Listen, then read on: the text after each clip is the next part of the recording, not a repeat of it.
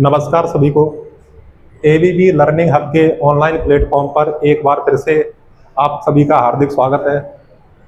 कल हमने सूत्रों के बारे में पढ़ा था और मैंने आपको 4 से 5 सूत्र घर से बनाने के लिए दिए थे, जिसके अंदर बेटा पहला था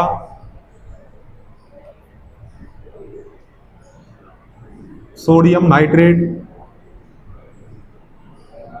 पहले आपके सूत्र का नाम था सोडियम नाइट्रेट। 2 नंबर पे था आपका सिल्वर ब्रोमाइड।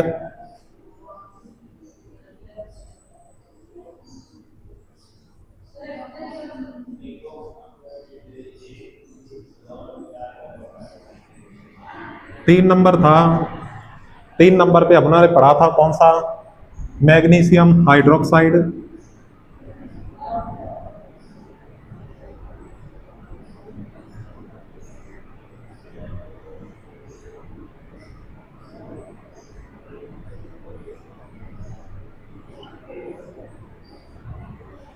और 4 नंबर पे अपनों ने देखा था अमोनियम सल्फेट।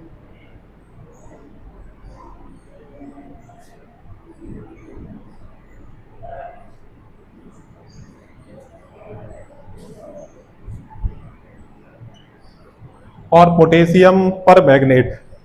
कौन सा था अपने 5 नंबर पे? पोटेशियम पर मैग्नेट।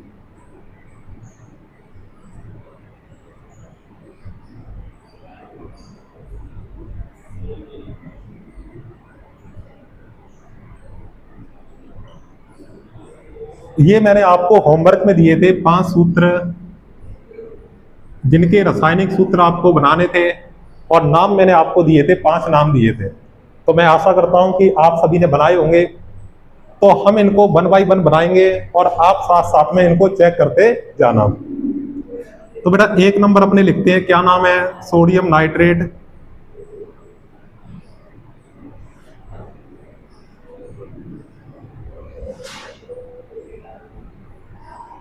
जैसा कि आपको पता है कि सोडियम का जो प्रतीक होता है वो होता है Na, और नाइट्रेट का जो प्रतीक होता है उसको लिखते हैं NO3 से। इसकी संयोजकता +1, इसकी संयोजकता -1। तो हमारा जो पहला रूल है वो क्या कहता है कि प्लस और माइनस का कोई फर्क नहीं पड़ता। तो इसमें सर प्लस और माइनस को आप भूल जाओ। अगर संयोजकता एक जैसी होती है तो हम उन तत्वों को या सूत्रों को पास पास में लिख देते हैं। तो इसका जो सूत्र बनेगा बेटा वो क्या बनेगा कि सोडियम का Na और नाइट्रेट का NO3। तो आपका जो सोडियम नाइट्रेट का फॉर्मूला होगा वो कौन सा हो जाएगा? NaNO3। क्या होगा? NaNO3। इसके बाद में मैंने सेकंड दिया था आपको। सेकंड नंबर पे हम बात करें किसकी? सिल्वर ब्रोमाइड की। Silver bromide. सिल्वर का जो प्रतीक होता है वो होता है Ag और ब्रोमाइड का होता है Br। सिल्वर का जो प्रतीक होता है वो Ag होता है और ब्रोमाइड का होता है Br। आपको मैंने बताया था पहला अक्षर लिखते हैं बड़ी ABCD यानी कैपिटल लेटर के अंदर, तो A, और दूसरा लिखते हैं छोटी ABCD यानी स्मॉल लेटर के अंदर। तो इसकी संयोजकता होती है बेटा +1, इसकी होती है -1। प्लस माइनस का कोई फर्क नहीं पड़ता और संयोजकता बराबर है तो उन तत्वों को पास पास में लिख देते हैं। जैसे बेटा Ag और Br को पास पास में लिख देंगे। तो हमारे सिल्वर ब्रोमाइड का सूत्र क्या होगा? AgBr होगा। 3 नंबर पे बात करें अपने, जैसे मैग्नीशियम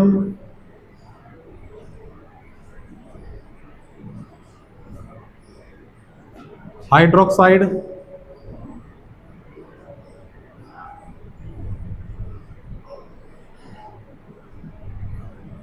मैग्नीशियम का सिंबल और हाइड्रोक्साइड का सिंबल आपको पता भी होगा कि जिस तरफ मैंने +2 संयोजकता लिखवाई थी वहां पर मैग्नीशियम को लिखा था Mg और इसकी संयोजकता होती है +2। हाइड्रोक्साइड OH, इसकी संयोजकता होती है -1। तो पहला रूल हमारा कहता है प्लस माइनस का कोई फर्क नहीं पड़ता, तो हम प्लस और माइनस को भूल जाते हैं। अब दोनों की संयोजकता अलग अलग है, तो इसका रूल क्या होता है कि पहले वाले की संयोजकता जाएगी दूसरे वाले के पैर में, और पैर का मतलब मैंने आपको बताया था कि इन तत्वों के नीचे जाती है, नीचे को अपने पैर बोलते हैं, और दूसरे वाले की संयोजकता जाएगी पहले वाले के पैर में। तो अपना जो सूत्र बनेगा वो क्या बनेगा, mg। सर एक का कोई फर्क नहीं पड़ता, लिखो या मत लिखो, क्योंकि एक अपने आप में एक ही होता है, और 2 जाएगा OH के पैर में। तो OH बनाएंगे, इसको ब्रैकेट में बंद करेंगे और नीचे क्या लिख देंगे, 2 लिख देंगे। तो मैग्नीशियम हाइड्रोक्साइड का फॉर्मूला क्या होगा, MgOH के पैर में 2। 4 नंबर पे अमोनियम सल्फेट।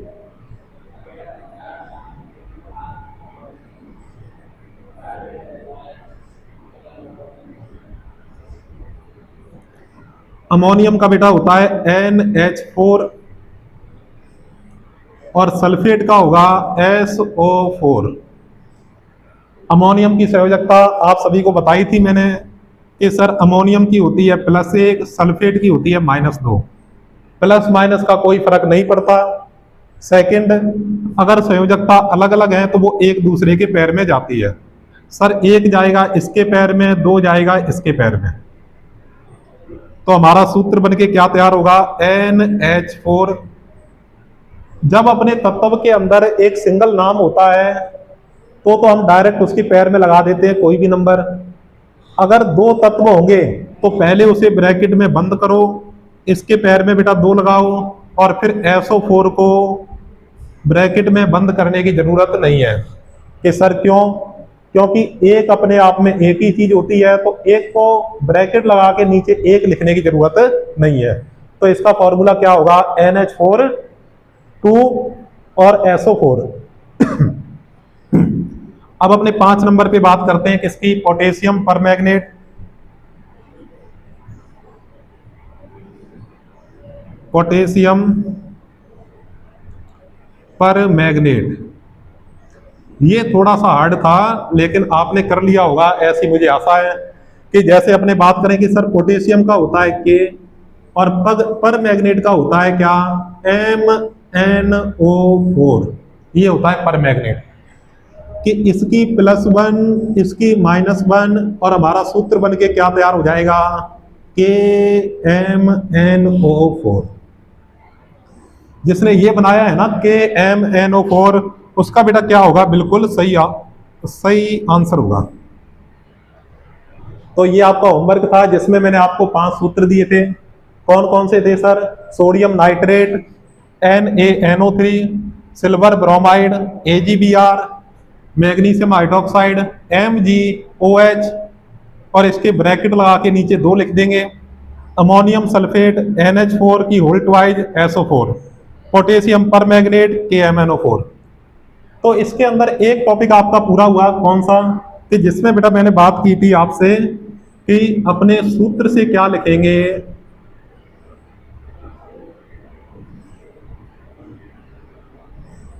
सॉरी नाम से अपने क्या लिखेंगे, सूत्र। तो नाम से सूत्र वाला एक टॉपिक आपका क्या हो गया, क्लियर हो गया। कि इसमें अगर आपको किसी भी सूत्र में कोई भी डाउट है तो आप नीचे कमेंट करके बता सकते हो, ठीक है, तो वो आपको यहाँ पे सॉल्व करवा दिया जाएगा। तो हमारा नाम से सूत्र है वो अपने क्लियर हो गया। इसके बाद में हम पढ़ेंगे सूत्र से नाम किस प्रकार लिखते हैं। तो इसके मैं 4-5, इसके अंदर मैं आपके लिए 4-5 एग्जाम्पल लिखता हूं। वो कौन कौन से होंगे, कि सर पहला मैंने आपके लिए एग्जाम्पल लिखा कौन सा, कि जैसे AlOH के पैर में 3, दूसरा NH4OH, शायद ये सूत्र मैंने लिखा दिया होगा आपको। तीसरा ZnO, चौथा CaCO3, CuSO4। तो पहले हम इनके 5 को कर लेते हैं। देखो यहां से आप सूत्र देखते रहना और यहां पे मैं आपको नाम लिखा देता हूं उनके, कि जैसे 1 नंबर का बेटा नाम क्या होगा। यहां तक आपने कर लिया सभी ने? अगर आपने लिख लिया हो तो यहां से थोड़ा अपने रफ कर देते हैं।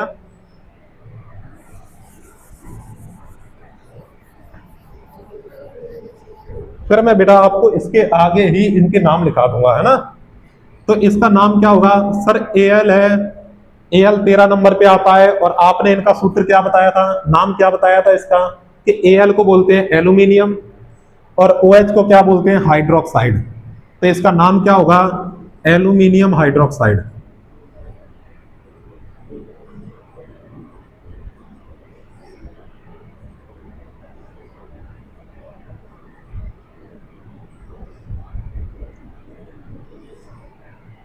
इसमें सर NH4 और OH।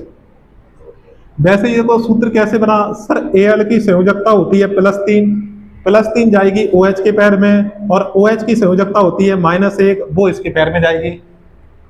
तो एल्यूमिनियम हाइड्रोक्साइड। सर NH4 को क्या बोलते हैं, आप सभी बता सकते हैं साथ साथ में, कि NH4 को क्या बोलेंगे अपने, अमोनियम। OH का वही हाइड्रोक्साइड, तो इसका नाम क्या होगा, अमोनियम हाइड्रोक्साइड।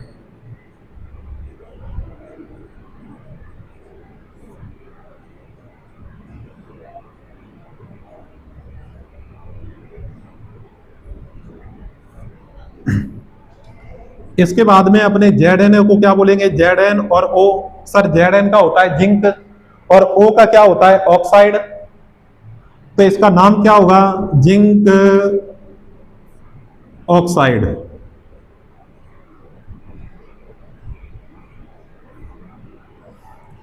Ca का कैल्शियम, CO3 को कार्बोनेट, तो इसका नाम क्या हो जाएगा, कैल्शियम कार्बोनेट। क्या नाम होगा, कैल्शियम कार्बोनेट होगा। इसके बाद में Cu को बोलते हैं अपने कॉपर और SO4 को बोलते हैं सल्फेट। तो इसका नाम होगा बेटा क्या, कॉपर सल्फेट। तो आप इस तरीके से किसी भी सूत्र का आप नाम लिख सकते हो। आपको इसमें एक बात और ध्यान रखनी है कि पहले तत्व की संयोजकता, चाहे पहला तत्व कोई हो, जैसे इसमें सोडियम हो गया, इसमें सिल्वर हो गया, इसमें मैग्नीशियम हो गया, अमोनियम, पोटेशियम, कि पहले तत्व की संयोजकता हमेशा माइनस के अंदर होती है। सॉरी, पहले तत्व की संयोजकता हमेशा प्लस के अंदर होती है, और जो दूसरा तत्व होता है या दूसरा यौगिक होता है उसकी संयोजकता -1 होती है। कि जिन तत्वों की संयोजकता प्लस में होती है वो सभी लगभग क्या होते हैं बेटा, धातु होते हैं। कि धातुओं की संयोजकता प्लस में होती है, और जो माइनस में है वो आपको लगभग क्या मिलेगी, अधातु मिलेगी।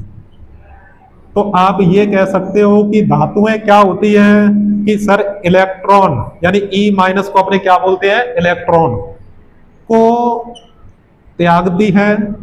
धातु इलेक्ट्रॉन को त्यागती है और कौन सा आयन बनाती है सर, प्लस। और प्लस का मतलब आपको पता है, क्या पता है, धन आयन। धन आयन मतलब प्लस बनाती है।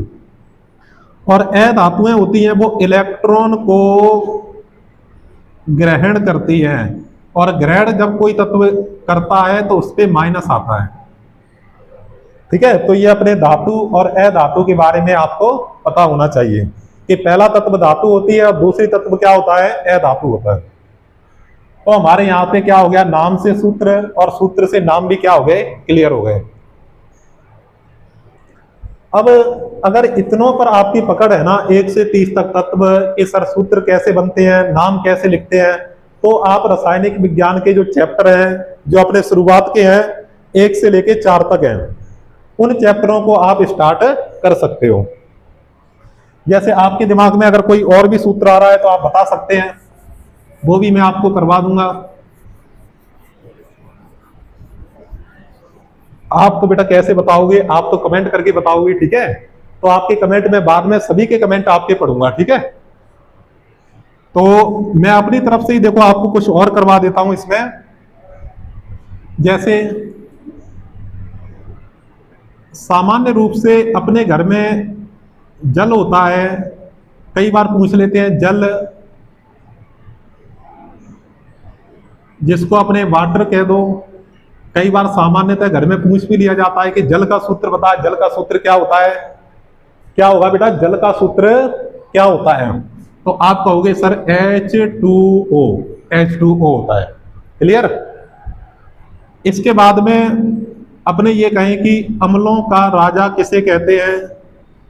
अम्लों का राजा, थोड़े मैं आपको अलग से नाम लिखा देता हूं, ठीक है, कि अम्लों का राजा किसे कहते हैं? तो आपका नाम आएगा सल्फ्यूरिक, सल्फ्यूरिक अम्ल।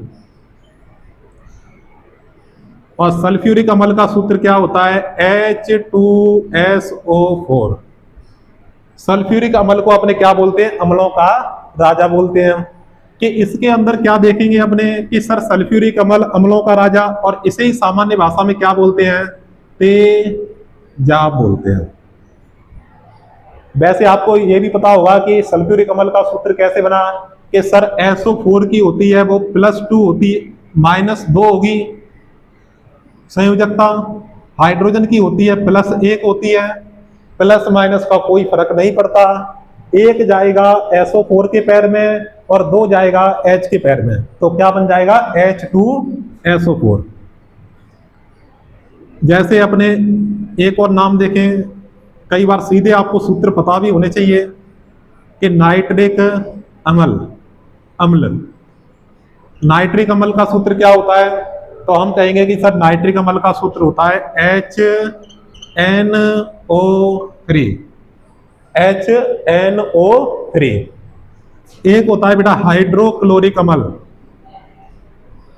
हाइड्रोक्लोरिक अम्ल। कि जो हाइड्रोक्लोरिक अम्ल है वो हमारे कहां पे पाया जाता है? जिसको अपने पेट बोलते हैं, या बेटा क्या अमाशय, अमाशय। तो अमाशय के अंदर या पेट के अंदर कौन सा अम्ल पाया जाता है? तो आपका नाम होगा क्या बेटा? हाइड्रोक्लोरिक अम्ल होगा, जिसको अपने लिखेंगे HCl। क्या लिखेंगे? HCl लिखेंगे। ये अपने हाइड्रोक्लोरिक अम्ल HCl, नाइट्रिक अम्ल HNO3, अम्लों का राजा उसे अपने बोलेंगे तेजाब बोलेंगे, ठीक है। देखो इसमें अम्लों का राजा सल्फ्यूरिक अम्ल हमने पढ़ा H2SO4, नाइट्रिक अम्ल HNO3 पढ़ा हमने, और हाइड्रोक्लोरिक अम्ल HCl जो कि अपने पेट या अमाशय के अंदर पाया जाता है। और भी हम इसमें देख सकते हैं, जैसे बेटा इसमें एक नाम आएगा कौन सा, कि मैं अभी लिखा देता हूं आपको, विरंजक चूर्ण का सूत्र बताइए। तो सूत्र क्या होगा? CaOCl2। तो इसमें नाम अपने लिखेंगे, इसका नाम होता है बेटा Ca का कैल्शियम, O का ऑक्सी और Cl2 का क्लोराइड। तो इसका नाम पड़ जाएगा अपने कैल्शियम, O का क्या बताया था मैंने अभी आपको? ऑक्सी और chloride.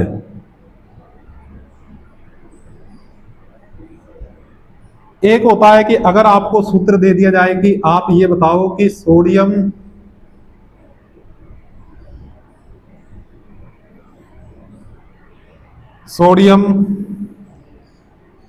By carbonate, sodium by carbonate का फॉर्मूला या सूत्र क्या होता है? तो आपका क्या होगा कि सर Na। देखो सोडियम का क्या हो जाएगा? Na। ये बाई अपने किसके लिए आता है? कई बार कि ये जो बाई होता है ना वो हाइड्रोजन H के लिए आता है। तो सोडियम का Na, बाई का बेटा H, और कार्बोनेट को आप सभी परिचित हो CO3। तो यहाँ पे सोडियम बाई कार्बोनेट का फॉर्मूला क्या बनेगा? NaHCO3 बनेगा। क्लियर होगा आपको यहां तक? और भी आपके मन में कोई, और भी आप कोई बता सकते हो इसके अंदर? विरंजक चूर्ण हो गया, सोडियम बाई कार्बोनेट हो गया, नाइट्रिक अम्ल हो गया, अम्लों का राजा। तो अपने जैसे जैसे चैप्टर को पढ़ते जाएंगे वैसे वैसे आपको मैं साथ साथ में सूत्र बनाने का तरीका क्या क्या होता है, कैसे सूत्र बना, कैसे समीकरण बनी और समीकरण को कैसे रट सकते हैं, वो भी मैं आपको साथ साथ में करवाता जाऊंगा। तो अगर इतना आपको अच्छे तरीके से समझ में आ गया, इतना आपको लर्न हो गया, तो इसका मतलब ये है कि अब अपने रसायन विज्ञान के जो पार्ट हैं वो कर सकते हैं। तो अब अपने पहले चैप्टर का नाम लिखेंगे। 10th क्लास में जो पहले चैप्टर का नाम है वो है रासायनिक अभिक्रिया एवं समीकरण।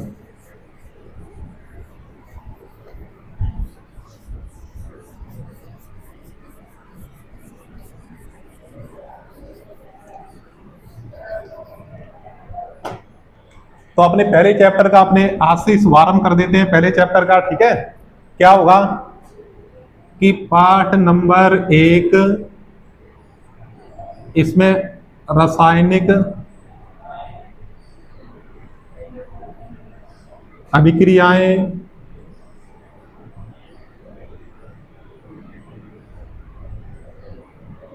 एवं समीकरण।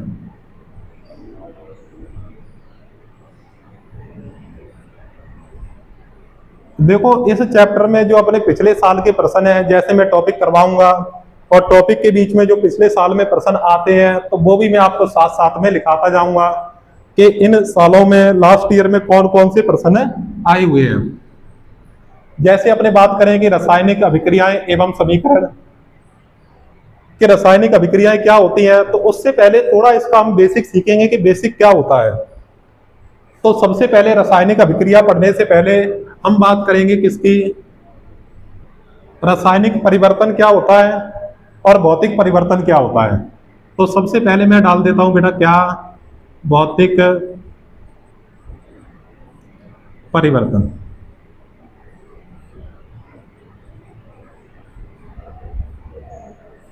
भौतिक परिवर्तन, तो आपको जैसे नाम से ही स्पष्ट हो रहा होगा कि जैसे भौतिक और परिवर्तन, तो परिवर्तन किस में होगा, भौतिक चीज में।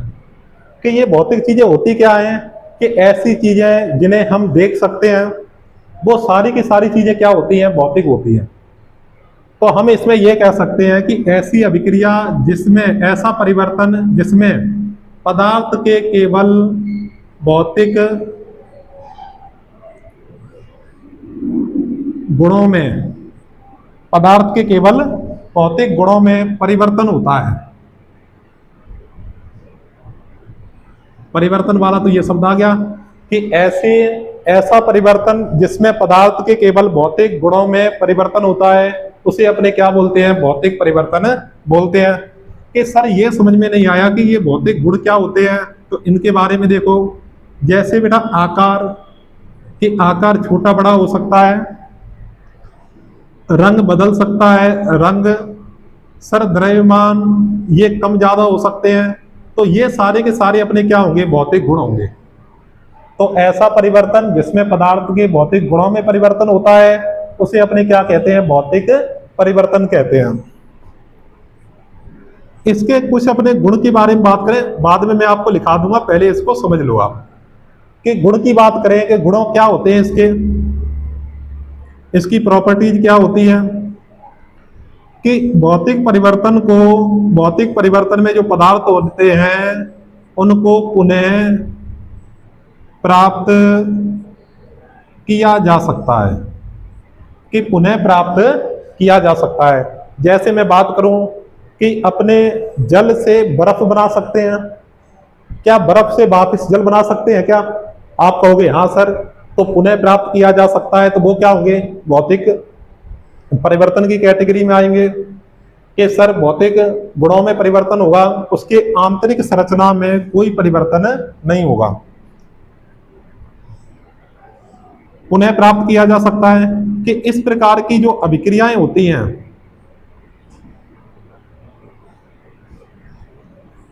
उसको बोलते हैं उत्कर्मणीय, उत्कर्मणीय अभिक्रिया बोलते हैं। तो ये एक प्रकार की क्या है, उत्कर्मणीय अभिक्रिया है। उत्कर्मणीय अभिक्रिया कैसे, सर ये आगे चल सकती है, और आगे से फिर ये पीछे भी चल सकती है। कि जो दोनों तरफ अभिक्रियाएं चलती है सर, पीछे से आगे चलेगी, आगे से पीछे चलेगी, तो उसको अपने क्या बोलेंगे? उत्कर्मणीय अभिक्रिया बोलेंगे। इसके बाद में देखो, इसमें एक और गुण आप विशेष ध्यान रखोगे कि इसमें कोई भी नया पदार्थ प्राप्त नहीं होता। बेटा आपने क्या किया कि बर्फ से जल बना लिया, पानी बना लिया, कि पानी से हम वापस बर्फ प्राप्त कर सकते हैं, बर्फ से हम वापस जल प्राप्त कर सकते हैं। तो उनके में कोई नया पदार्थ बना? आप जब बर्फ को पिघलाओगे रहेगा तो वो पानी, तो इसमें कोई भी नया पदार्थ प्राप्त नहीं होता। तो ये अपने क्या होता है? भौतिक परिवर्तन होता है। तो इसकी परिभाषा लिखें सभी। तो मैं देखो यहां पे इसकी परिभाषा इधर लिखा देता हूं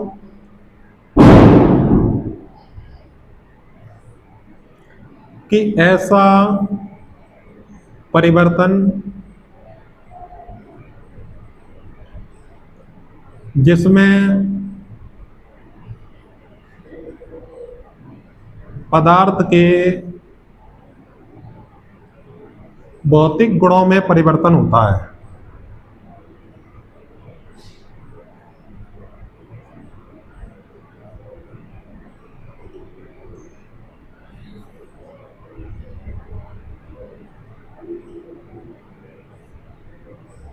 जिसमें पदार्थ के भौतिक गुणों में परिवर्तन होता है उसे भौतिक परिवर्तन कहते हैं। भौतिक परिवर्तन के गुण बेटा यही होंगे, भौतिक परिवर्तन के गुण। चलो आगे लिख देते हैं कि भौतिक परिवर्तन कहलाता है।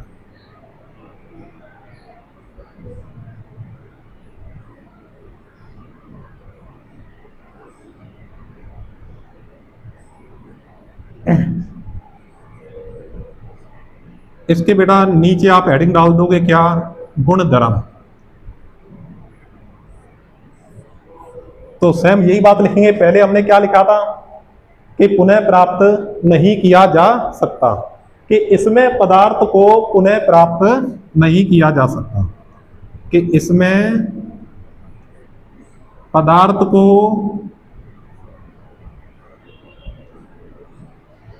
पुनः प्राप्त, देखो मैंने क्या लिखा है आपको, पदार्थ को पुनः प्राप्त, और ये टिक लगाया है सही का, मतलब पुनः प्राप्त किया जा सकता है। इसमें पदार्थ को पुनः प्राप्त किया जा सकता है।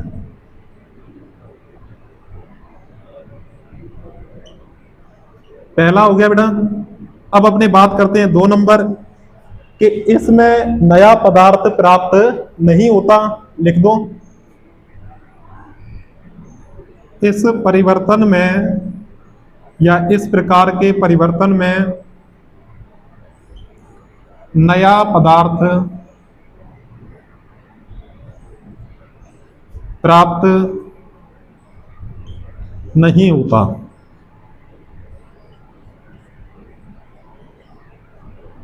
बेटा 3 नंबर अपने बात करेंगे कि भौतिक परिवर्तन एक प्रकार की उत्कर्मणीय अभिक्रिया है।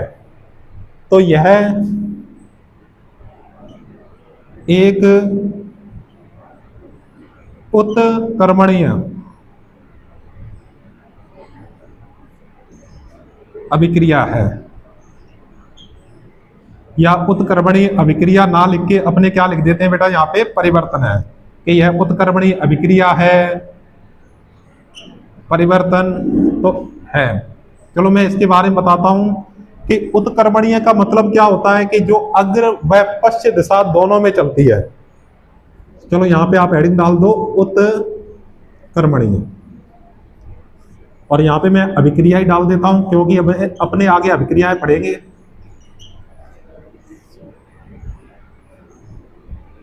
ऐसी अभिक्रिया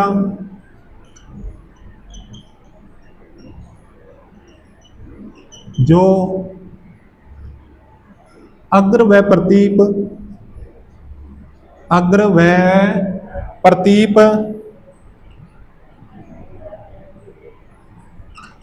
दोनों ओर चलती है, दोनों ओर चलती है।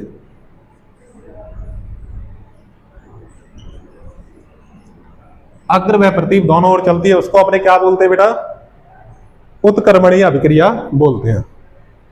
तो देखो, भौतिक गुणों में परिवर्तन होता है, गुण धर्म में क्या लिखेंगे? पुनः प्राप्त कर सकते हैं, नया पदार्थ प्राप्त नहीं होता क्योंकि वही पदार्थ होता है, और यह क्या है? उत्कर्मणीय अभिक्रिया है। तो इसके हमने 3 गुणधर्म पढ़ लिए।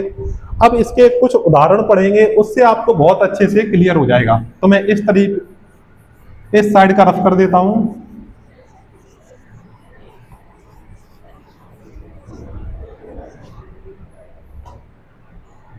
बेटा इसके जो उदाहरण होंगे, जैसे एक अभी अपने बताया भी था, जल से, जल को ही अपने क्या बोलते हैं? पानी। आप सभी को पता ही होगा कि पानी से बर्फ का बनना, बर्फ को अपने बोलते हैं आइस का बनना। बेटा देखो यहां पे क्या हुआ कि जल से क्या बन गया? आपने कहा कि सर बर्फ बन गई। जल से क्या बना? बर्फ बन गई। क्या इसमें देखो इसे पुनः प्राप्त किया जा सकता है कि सर बिल्कुल बर्फ को आप खुला छोड़ दोगे तो वापस क्या बन जाएगा? जल बन जाएगा। तो पुनः प्राप्त कर सकते हैं। क्या इसमें कोई नया पदार्थ प्राप्त नहीं होता कि जल से बर्फ बना? क्या ये कोई नया पदार्थ है? आप कहोगे बिल्कुल नहीं सर, पानी बस जमा हुआ है और उसके बाद में क्या बन गया? बर्फ बन गया।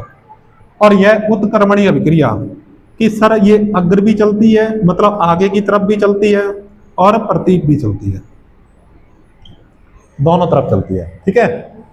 2 नंबर, कागज को फाड़ना। कागज को फाड़ोगे तो वो कागज ही रहेगा। तो ये भी कौन सी है? भौतिक परिवर्तन है। 3 नंबर बेटा,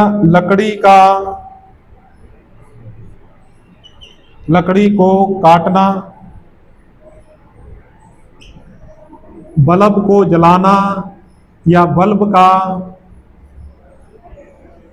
जलना। सर बल्ब जला सकते हैं और वापस भी उसको बुझा भी सकते हैं।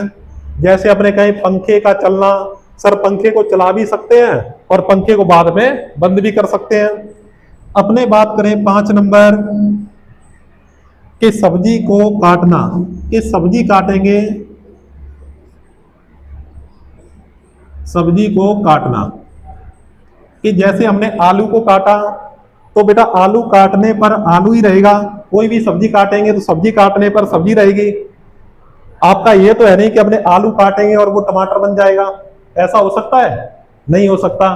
तो सर उसमें कोई भी नया पदार्थ नहीं बना, सब्जी को काटना। तो ये सारे उदाहरण हैं वो किसके हैं? भौतिक परिवर्तन के हैं। तो आप सभी लोगों को भौतिक परिवर्तन यहाँ पे क्या हुआ? कंप्लीट हुआ। उसके बाद में हम कल की क्लास में पढ़ेंगे, बहुत इंटरेस्टिंग चीज होगी, रासायनिक परिवर्तन। उसके बाद में हम पढ़ेंगे रासायनिक अभिक्रिया समीकरण। तो मैं आपको बेटा एक एक चीज बड़े विस्तार से करवाने वाला हूं, बहुत अच्छी तरह से करवाऊंगा, आपके माइंड के अंदर उतार दूंगा वो चीज। देखो इस एबीबी लर्निंग हब के यूट्यूब चैनल से को आप सभी बच्चे सब्सक्राइब कर लो, और आपको वीडियो कैसा लगा उसके लिए लाइक और कमेंट आप जरूर करना। इसमें क्या होगा कि मैं आपको 10th क्लास की कंप्लीट साइंस,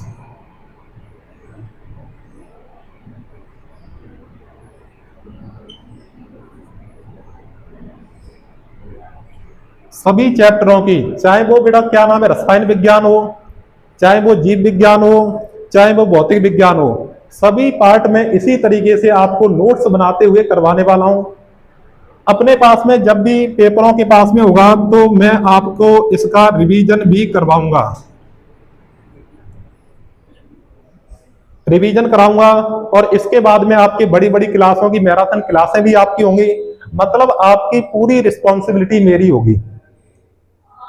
बस आपको तो सिर्फ एक ही काम करना है कि अपने YouTube चैनल है एबीबी लर्निंग, आप उसको आप सब्सक्राइब कर लो।